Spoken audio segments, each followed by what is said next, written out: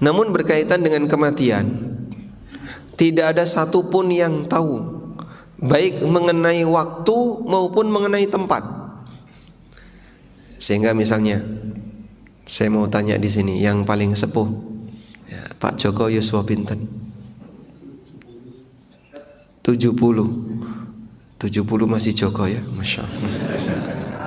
Alhamdulillah, Masya Allah. Baik, Pak Joko mau meninggal di mana? Terserah Allah. Nah, terkadang ada orang punya rencana, saya pengen meninggal di Jogja, saya pengen meninggal di Sleman, saya pengen meninggal di daerah A, daerah B. Tapi Allah tegaskan dalam Al-Quran, wa ma tadri nafsun bi ayyi ardin tamut. Tidak ada satupun jiwa yang tahu di mana dia akan mati. Tempatnya saja nggak tahu, apalagi waktunya.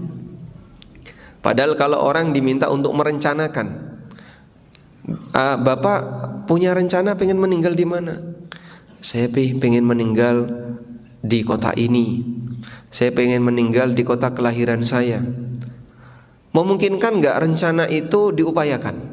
Kalau diwujudkan kan kita nggak tahu ya. Kalau diupayakan memungkinkan nggak? Memungkinkan. Caranya gimana? Ya kamu begegek ya. Jangan pernah bergerak dari kota itu. Diam saja di kota itu. Kemungkinan besar meninggal di kota itu. Oleh karena itulah Nabi SAW ngasih motivasi, siapa yang pengen meninggal di kota Madinah, silahkan meninggal di kota Madinah, aku akan memberikan syafaat untuknya.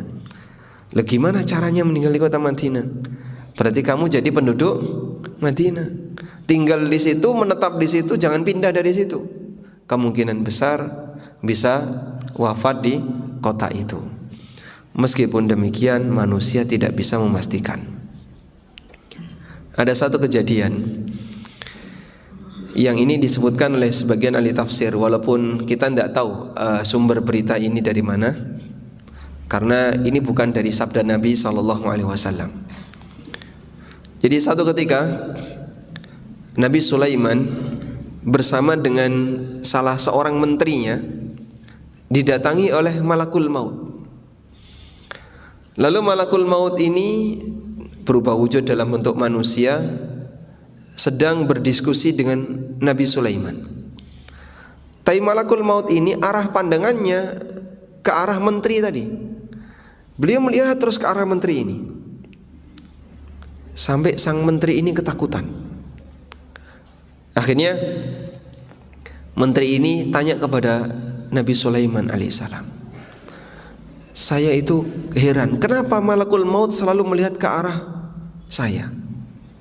Padahal beliau sedang berdiskusi dengan Anda. Ada apa? Sampai saya ketakutan. Bisa enggak Raja Sulaiman memindahkan saya ke India? Karena beliau berada di mana? Di Syam, di Palestina. Bisa enggak Raja Sulaiman memindahkan saya ke India? Akhirnya menteri ini dikirim dengan menggunakan angin ke India. Sampailah dia di India. Sudah? Nah, selesai orang ini pindah di India, malakul maut ditanya sama Nabi Sulaiman, menteri saya ketakutan, kenapa Anda selalu melihat ke arah dia? Kemudian malakul maut bilang, aku terheran. Aku diperintahkan oleh Allah untuk mencabut nyawa orang ini di India. Lah kok dia masih ada di sini? Oh, sekarang dia sudah sampai India. Wallahu alam apakah kisah ini benar, tapi saya pernah mendengar cerita ini dari salah seorang guru saya, dan ini ternyata disebutkan oleh sebagian ahli tafsir. Baik. Tapi pada prinsipnya bahwa semua yang bernyawa pasti akan mati. Pertanyaannya, badan manusia mati dengan dicabutnya nyawa. Lalu pertanyaannya, roh sendiri itu mati atau tidak? Roh yang dicabut oleh Allah dari hamba, nah roh ini sendiri itu mati atau tidak? Terus matinya roh itu bagaimana? Ada pembahasan yang cukup panjang tentang masalah ini yang didiskusikan oleh para ulama. Kesimpulannya, Allah Subhanahu wa taala berfirman, yas'alunaka 'anir ruh Qulir ruhu min amri rabbi wa ma utitum minal ilmi illa qalila. Mereka bertanya kepadamu wahai Muhammad tentang arwah, tentang ruh. Jawablah, qulir ruhu min amri rabbi. Ruh itu urusan Allah. Wa ma utitum minal ilmi illa qalila, dan kalian tidak diberi ilmu tentang ruh kecuali sedikit, yaitu ilmu tentang ruh yang disebutkan dalam keterangan-keterangan dalil. Ya sudah, yang enggak tahu enggak usah kepo, yang tahu silahkan dipercaya. Karena yang namanya ruh ini murni rahasia Allah Subhanahu wa taala. Sehingga misalnya kita diminta mohon maaf, Bapak punya arwah enggak? Ada ruhnya, Pak? Ada. Di mana, Pak? Coba. Di mana? Wallahu a'lam. Enggak tahu di mana posisinya. Di kepalanya atau di badannya? Enggak tahu. Jadi di tempat kita ada arwah, tapi kita enggak tahu tempat arwah saya ini di mana. Apa di kepala saya? Apa di badan saya? Apa di jantung saya? Atau menyatu dalam satu tubuh saya? Bentuknya apakah seperti manusia hologram gitu? Atau seperti cahaya yang tersimpan di dada? Atau bagaimana? Wallahu a'lam. Bagian yang kita nggak tahu nggak usah kepo. Terus ketika ruh itu dicabut oleh Allah, Nabi SAW menyebutkan ruh dicabut dari arah atas, tabi'ahul basar, sehingga diikuti oleh mata. Maka begitu dicabut matanya mendelik, ya. Sehingga Nabi SAW perintahkan agar ditutup ketika orang itu sudah meninggal, matanya ditutup. Baik. Pada posisi inilah terkadang terjadi khilaf, tapi yang jelas wallahu alam, jika memang kita enggak tahu dan tidak punya informasi detail tentang itu, kembalikan kepada ilmu Allah Subhanahu wa taala. Karena Allah menegaskan qulir ruhu min amri rabbi. Katakanlah bahwasanya roh itu urusan Rabbku. Kamu tidak punya ilmu tentang itu kecuali yang telah Allah berikan kepadamu berupa wahyu tentang arwah. Baik, muncul pertanyaan yang lain. Kalau malaikat itu mati enggak, Pak? Apakah malaikat juga mati? Dan ini juga termasuk khilaf di antara perbedaan pendapat yang terjadi di kalangan para ulama. Ada yang mengatakan bahwasanya malaikat tidak mati, dan itu pendapatnya Ibnu Hazm, At-Tabari, ahli tafsir At-Tabari yang kita kenal, dan beberapa ahli tafsir yang lain. Yang kedua mengatakan bahwa malaikat mati, dan ini pendapat jumhur ulama. Bahkan kata Syekhul Islam, kaum muslimin Yahudi dan Nasrani itu punya keyakinan yang seragam dalam masalah ini, bahwa malaikat mati. Namun matinya malaikat pasca kematian manusia. Ada satu hadis yang menceritakan tentang bagaimana proses kematian para malaikat secara berurutan. Dan yang terakhir mati adalah malakul maut. Namun hadis ini dinilai dhaif oleh banyak ulama. Namun berkaitan dengan masalah semua malaikat mati, kembali kepada firman Allah Subhanahu wa taala, kullu nafsin dha'iqatul maut, bahwa semua yang berjiwa, bernyawa pasti dia akan mati. Dan yang namanya kematian tidak mengukur waktu, tidak mengukur usia. Tidak ada jaminan yang sudah tua akan mati lebih dulu dibandingkan yang masih muda. Sebab di kuburan tidak ada tulisan khusus 60 tahun ke atas. Ada, Pak, makam seperti itu, Pak? Tidak ada. Sehingga menuntut kita semuanya untuk persiapan. Kemudian pesan yang kedua, wa innama tuwaffawna ujurakum yaumal qiyamah, dan balasan kalian akan dipenuhi oleh Allah besok di hari kiamat. Nah, ini pesan yang penting untuk dijadikan peringatan bagi semua umat manusia, baik yang berbuat baik maupun yang berbuat buruk. Bagi yang berbuat baik, mereka perlu menyadari kenapa setelah dia berbuat taat, kenapa dia setelah berbuat kebaikan terkadang hidupnya masih susah. Pak, jarene wong nek bertakwa iki akan mendapatkan rizki dari arah yang tidak disangka-sangka. Nggih, uripe dadi kepenak, kemudian duite banyak, utange iso lunas.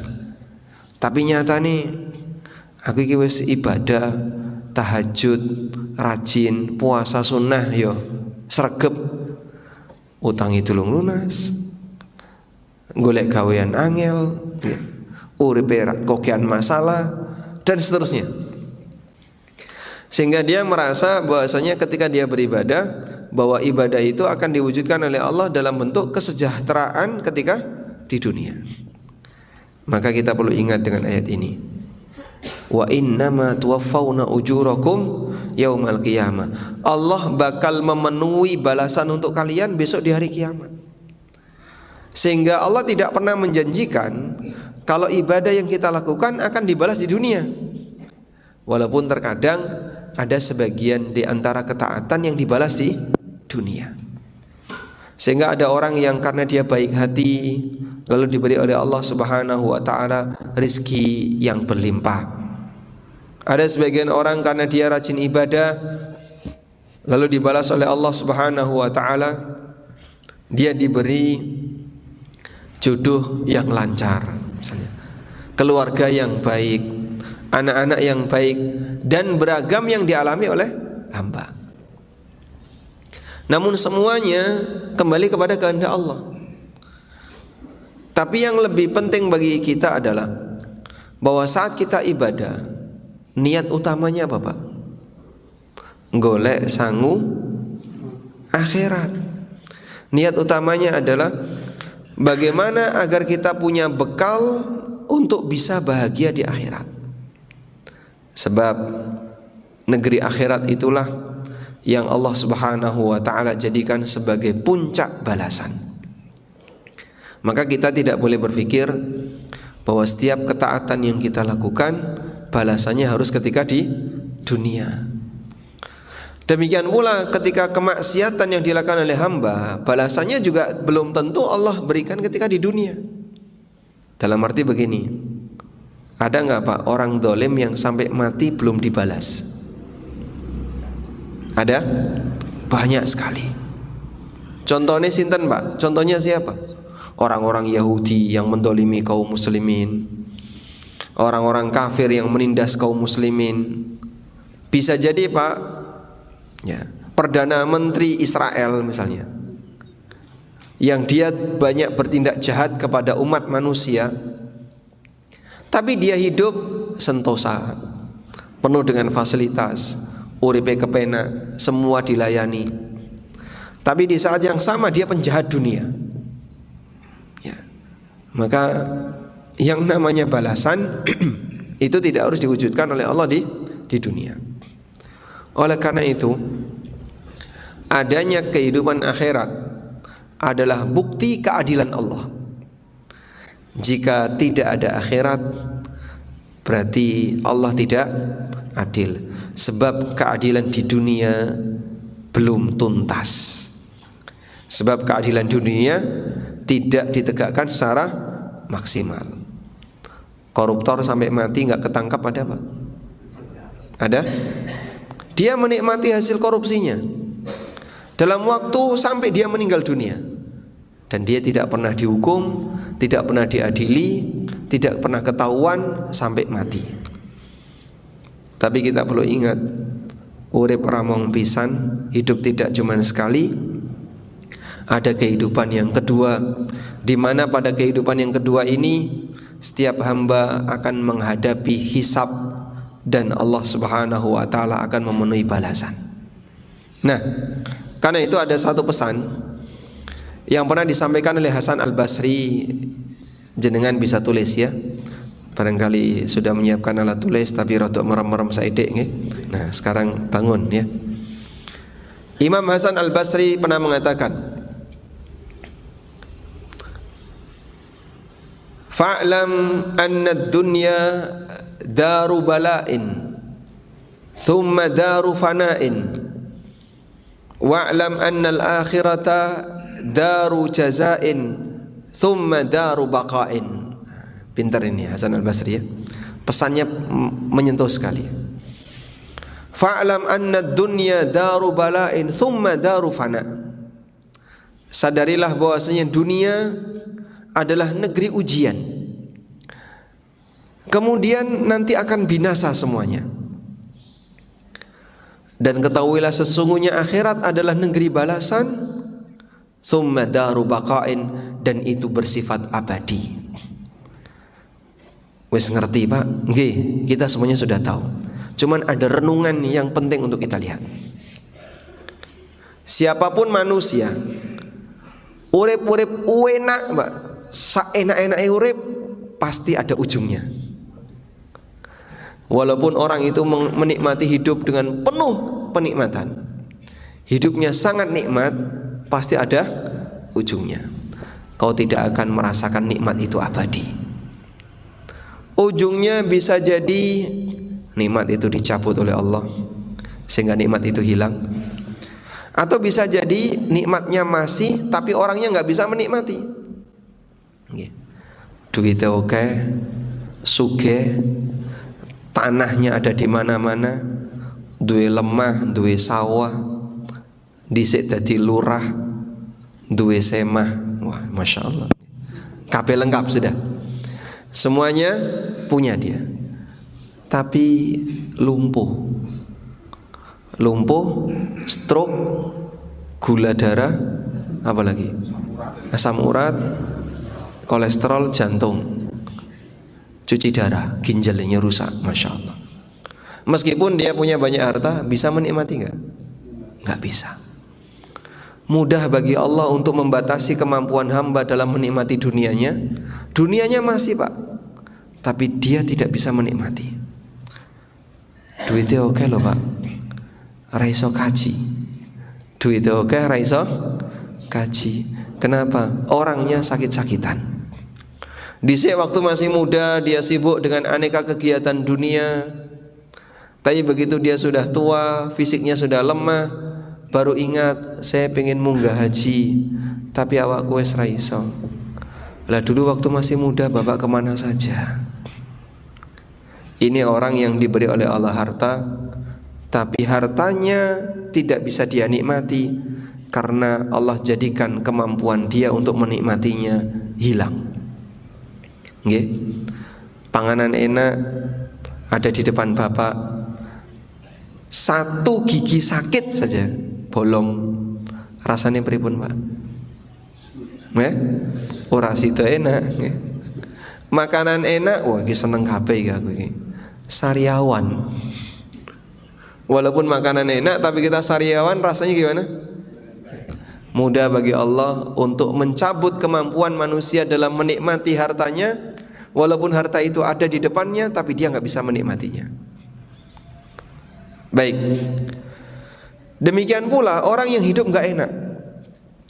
Enak, tapi itu semuanya ada ujungnya. Walaupun hidup saya kok Pak, kalau saya perhatikan tuh, enak terus Pak. Pertama ya, saya mendapatkan ujian ekonomi, golek gaweanku sulit rasanya.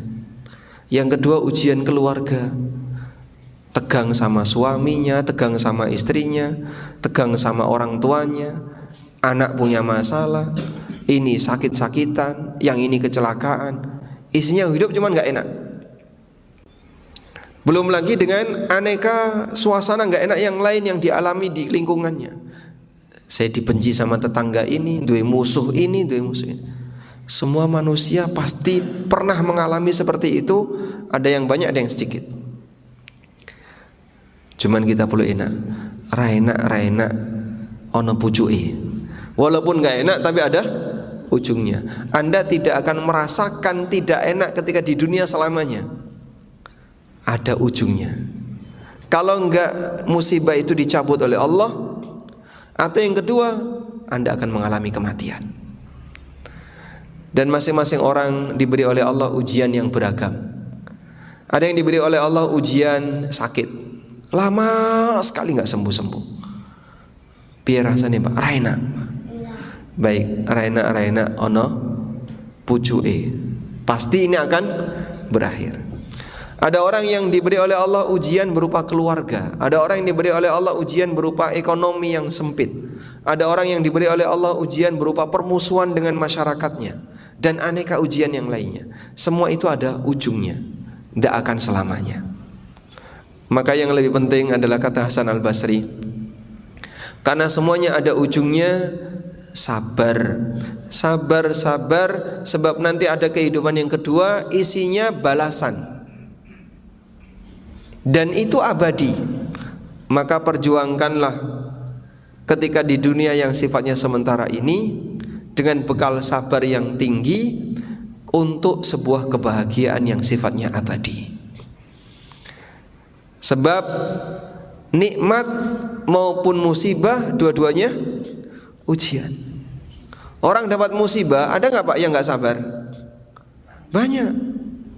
Sudah nggak enak uri hidupnya ketika di dunia, ragelem sholat, mas sholat, aku nesu sholat kok, sholat podo ae, duitku ya ora tambah. Ada orang yang emosi seperti itu. Ya sudah, dia sudah celaka di dunia, uripe ning donya ora enak, besok di akhirat luwih ora enak. Maka seperti ini butuh perjuangan.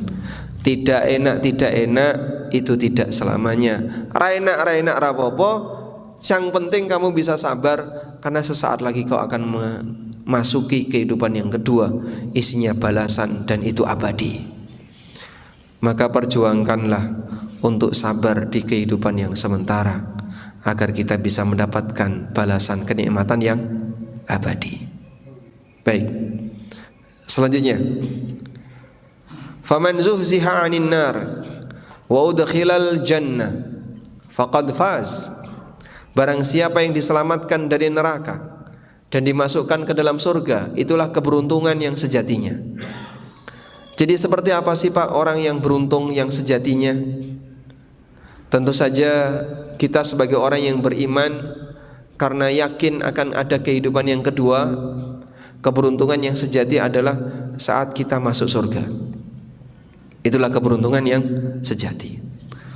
Sehingga manusia belum disebut sukses sebelum kaki kanan dia menginjakkan pintu surga. Bisa disebut sukses ketika itu. Berarti gimana Pak definisi orang sukses bagi orang mukmin?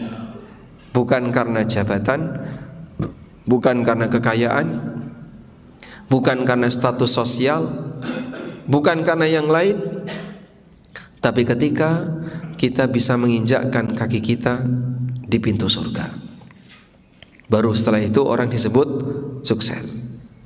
Nah, sebelum sukses berarti kan butuh perjuangan.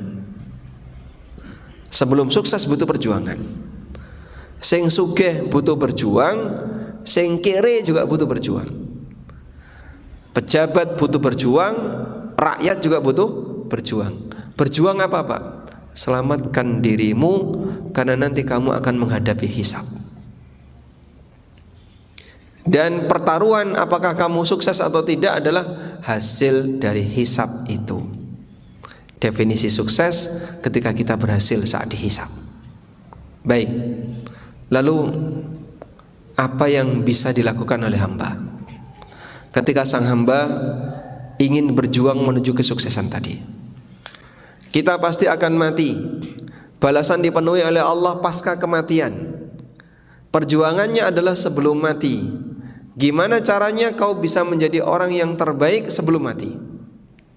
Sampai kapan? Ujungnya kematian. Karena kita diperintahkan untuk jadi hamba sampai kapan? Selamanya. Wa'bud rabbaka hatta ya'tiyakal yakin. Sembahlah Rabbmu sampai datang kepadamu kematian. Maka enggak ada ceritanya tugas selesai ketika orang sudah mencapai tingkatan tertentu. Masih banyak orang yang punya keyakinan manusia itu kalau sudah mencapai tingkatan makrifat, maka dia sudah tidak lagi wajib menjalankan syariat, sehingga boleh tidak sholat dan boleh maksiat. Besok di hari kiamat dia dapat nikmat. Kok enak?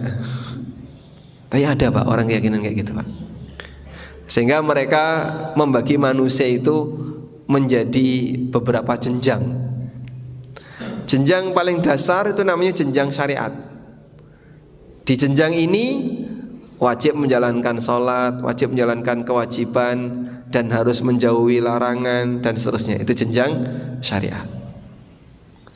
Jenjang atasnya namanya jenjang thariqat. Ini kalau orang sudah menjalani suluk, riyadhah, ada ibadah khusus. Kalau sudah sampai pada jenjang thariqat, dia sudah mulai jaga jarak dari orang, tidak banyak berinteraksi karena sedang menjalani suluk. Ono sing rupane topo, ada yang jalan kaki dari Anyer sampai Panarukan, ada yang bentuknya apalagi puasa ngebleng, dan aneka model-model suluk yang beragam. Nah itu tergantung gurunya. Di atasnya lagi derajat hakikat. Nah ini sudah mulai banyak menyendiri, diam di kamar, nggak pernah keluar, kemudian punya dzikir-dzikir khusus. Di atasnya lagi jenjang makrifat. Kalau sudah merasa dia di jenjang makrifat, maka dia merasa telah bersatu dengan Allah, manunggaling kawula lan Gusti, sehingga aku adalah Allah, Allah adalah aku, ana huwa ana. Ya. Famanil mu'abbad, lalu siapa yang harus disembah? Aku sudah menyatu dengan dia. Dan puncaknya nekat. Wah. Nek wis nekat bejat. Akhirnya ra gelem salat, isine maksiat. Makanya kalau misalnya dijumpai, ini waktu salat kok orangnya enggak salat. Waktu salat orangnya enggak salat. Dan ternyata pembuktian itu banyak. Saya tahu yang bersangkutan tuh enggak puasa. Pas saat Ramadan dia makan di kafe, dan orangnya sering khutbah atau sering ceramah di permukaan. Wah, dongone kadang dikai banyu didol, dikasih air dijual. Masya Allah. Itu karena dia punya keyakinan tadi. Dia sudah merasa sudah sampai makrifat, dan karena sampai makrifat maka yang bersangkutan apa? Sudah tidak wajib menjalani syariat. Baik, ini kesalahan besar. Kita semuanya diperintahkan oleh Allah untuk jadi hamba Allah sampai mati. Wa'bud rabbaka hatta ya'tiyakal yaqin. Sembahlah Rabbmu sampai datang kepadamu al-yaqin, maksudnya adalah kematian. Perjuangan kita itu. Dan siapa yang diselamatkan oleh Allah dari neraka, dimasukkan ke dalam surga, itulah keberuntungan yang sejatinya, baru didapatkan oleh sang hamba ketika hamba di akhirat. Kemudian bagian akhir, wa mal hayatud dunya illa mata'ul ghurur. Dan hakikat dari kehidupan dunia hanyalah kenikmatan yang sifatnya menipu. Apa sih yang dimaksud kenikmatan yang menipu di situ? Yang dimaksud dengan kenikmatan yang menipu adalah semuanya pasti akan diakhiri, tidak ada yang dibawa. Walaupun diperjuangkan. Dhisik tak ewangi padu ya, Pak. Setelah padu berantem, dia dapat harta, mati. Sudah. Mati kabeh, wis ditinggal kabeh. Kata Al-Hafidz Ibnu Katsir, wa mal hayatud dunya illa mata'ul ghurur. Hakikat dari kehidupan dunia ini adalah kenikmatan yang menipu, tasghiran li sya'nid dunya wa tahkiran li amriha. Allah Subhanahu wa taala untuk hendak menunjukkan remehnya urusan dunia. Wa annaha dani'atun faniyah qalilatun zailah.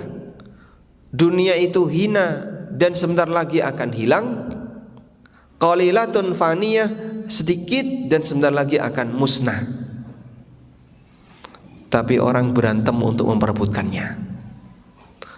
Ono sing rebutan minyak, Ono sing rebutan emas sampai mati-mati hanya untuk memperebutkan harta. Dan orang kafir hanya itu yang diperebutkan. Sehingga kenapa di sini perang demi minyak? Kenapa ini perang demi emas? Kenapa ini perang demi pengaruh dunia? Kenapa tegang demi ini demi ini? Semuanya hanya memperebutkan dunia. Wah, itu bisnis kelas internasional. Alhamdulillah kita nggak ikutan. Begitu kita nggak ikutan, saya lebih fokus apa yang bermanfaat bagi hidup saya. Karena ini semuanya pasti akan saya tinggal. Baik, kalau saya tanya Pak, jika kontrak dengan Freeport itu untuk 100 tahun, kira-kira Bapak setuju nggak? Jika Indonesia mau melakukan kontrak dengan Freeport untuk waktu 100 tahun, sekarang katanya ya baru 2 gunung yang digali, dan Freeport menargetkan masih ada 5 gunung sebelahnya yang akan digali. Anda sebagai warga Indonesia kira-kira setuju nggak? Ya? Nggak setuju. Kenapa? Kenapa nggak setuju? Hah? Kenapa nggak digali sendiri? Kenapa emasnya dikasihkan orang lain? Kenapa nggak digali sendiri? Kenapa emasnya dikasihkan orang lain? Nah, Amerika sedang mengambil batunya Indonesia. Ya ramong watu Pak, isinya emas. Baik, kalau emang isinya emas terus dikumpulin mau dipakai apa? Nanti di akhir zaman Allah keluarkan gunung emas. Sehingga yang sekarang dibanggakan, negara ini punya cadangan emas sekian ton, negara ini punya cadangan emas sekian ton. Bangga dengan cadangan emas di masing-masing negara. Rata-rata negara kafir cadangan emasnya paling banyak. Sudah begitu rebutan-rebutan cadangan emas, besok di akhir zaman ditokno emas. Sampai orang ketika mau membagi emas tidak ada yang mau menerima. Rasulullah SAW menyebutkan di akhir zaman ketika sedekah sudah tidak diterima, ada orang membawa sekantong koin-koin emas, terus dia keliling masyarakat mau membagi emas, rano sing gelem nompo. Tidak ada yang mau nerima. Sehingga yang sekarang berlomba-lomba dikumpulin, besok dibuang-buang. Sehingga kita tidak perlu berpikir, wah, suwe-suwe kontak kabeh wis kene ra duwe. Anda enggak perlu khawatir. Masa depan generasi besok mereka diberi oleh Allah emas yang berlimpah. Sampai semua orang memilikinya. Makanya bisnis real itu katanya ya, bisnis real itu adalah bahan makanan, bukan perhiasan. Sehingga bisnis real itu bukan teknologi, bukan perhiasan, bukan emas-emasan, tapi bahan makanan. Bisa bentuknya bahan makanan nabati maupun hewani. Namun itu semuanya dijamin oleh Allah bagi hambanya. Dan orang ketika memperebutkan itu yang dikumpulkan oleh orang kafir sebanyak-banyaknya, orang muslim juga ikut-ikutan mengumpulkan. Arab ditinggal kabeh, Pak. Tidak ada yang nanti dibawa kecuali yang mereka sedekahkan di jalan Allah. Oleh karena itu hakikat dari rizki, kata Nabi SAW, hanya ada 3. Hakikat dari rizki hanya ada 3. Apa saja itu? Rasulullah SAW bersabda, wa halaka mimmanika ya ibna Adam. Hakikat dari rizkimu itu wahai manusia hanya ada 3. Sebutkan 1. Yang dipakai, yang dimakan. Rasulullah SAW mengatakan, wa halaka mimmalika ya ibna Adam illa. Hakikat dari hartamu wahai manusia hanya ada 3. 1. Ma akalta fa'afnaita. Sing pok pangan sampe entek. Duwe beras sak ton, apa dimakan kabeh, Pak? Tidak. Kamu hanya akan makan sekian puluh kilo, sisanya itu bukan hartamu. Wa ma labista fa ablaita, yang kau pakai sampai rusak, sing mbok tumpuk itu bukan hartamu. Wa ma tasaddaqta fa amdaita, dan apa yang kau sedekahkan sehingga abadi di hari kiamat. Maka apa yang kau kumpulkan belum tentu jadi jatah rizkimu. Sehingga bedakan antara rizki dengan pendapatan. Belum tentu pendapatan jadi rizki. Nek mong dikumpulno, ditumpuk, disimpan, itu belum jadi jatah rizki. Nyuwun sewu, ibu-ibu misalnya, antara gelas yang dipakai dengan gelas yang disimpan banyak mana, Pak? Nggih? Sing disimpan dienggo apa niku, Pak? Pajangan. Sehingga lemarinya penuh dengan Tupperware. Masya Allah.